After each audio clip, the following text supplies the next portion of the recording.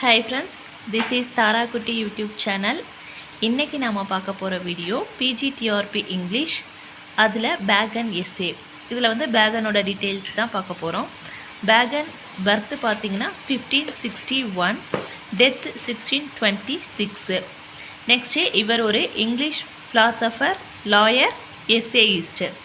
Next இவருக்கான பட்டங்கள் என்னென்ன அப்படின்னா viscount, Saint Albert, Lord Verulam, இதெல்லாம் இவருக்கான பட்டங்கள். Next subtitle of Francis Bacon essay. அதோட சப்டைட்டில் ஃப்ரான்சிஸ் பேகன் எஸ்ஏயோட சப்டைட்டில் என்ன அப்படின்னு பார்த்தோன்னா எஸ்ஏஸ் ஆர் கவுன்சில்ஸ். இதுதான் அதோட சப்டைட்டில்ஸ். நெக்ஸ்ட்டு இவரோட எடிஷன் வந்து 3 டைப்பாக இருக்குது. என்னென்ன அப்படின்னா ஃபஸ்ட் எடிஷன் 1597, இதில் 10 எஸ்ஏ பப்ளிஷ் பண்ணுறாங்க. நெக்ஸ்ட் எடிஷன் 1612, இதில் 38 எஸ்ஏ பப்ளிஷ் பண்ணுறாங்க. தேர்ட் எடிஷன் 1625, இதில் ஓவரால் 58 எஸ்ஏ பப்ளிஷ் பண்ணுறாங்க. இது ஒரு கொஸ்டினாக நமக்கு வரலாம், பார்த்துக்கோங்க.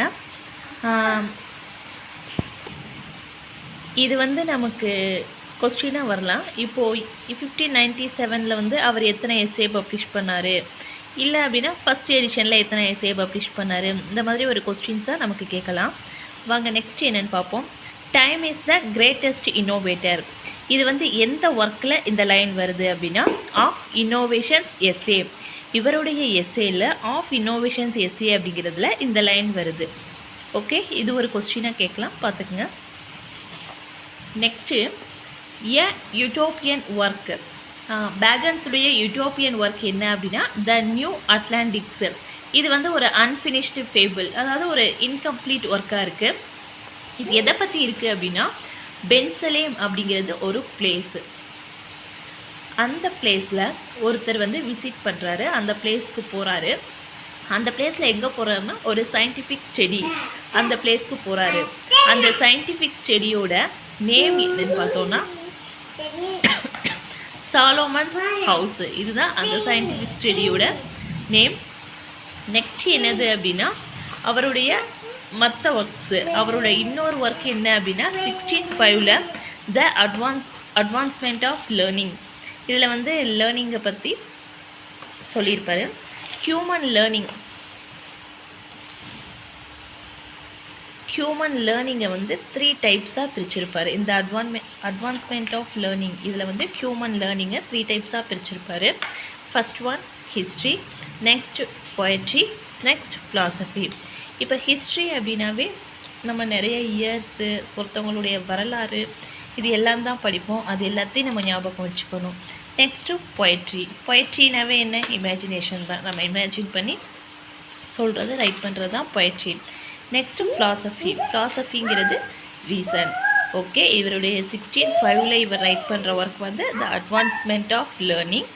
இதில் வந்து ஹியூமன் லேர்னிங்கை வந்து 3 டைப்ஸாக பிரிச்சிருக்காரு: ஹிஸ்ட்ரி, பொயட்ரி, ஃபிலாசபி. நெக்ஸ்ட்டு இவருடைய சயின்ஸ் ரிலேட்டடான ஒர்க்ஸு என்னது அப்படின்னா இன்ஸ்டா ரேஷியோ மேக்னா. இது வந்து இந்த சயின்ஸ் ரிலேட்டடான ஒர்க்ஸோட ஓவரால் டைட்டில்.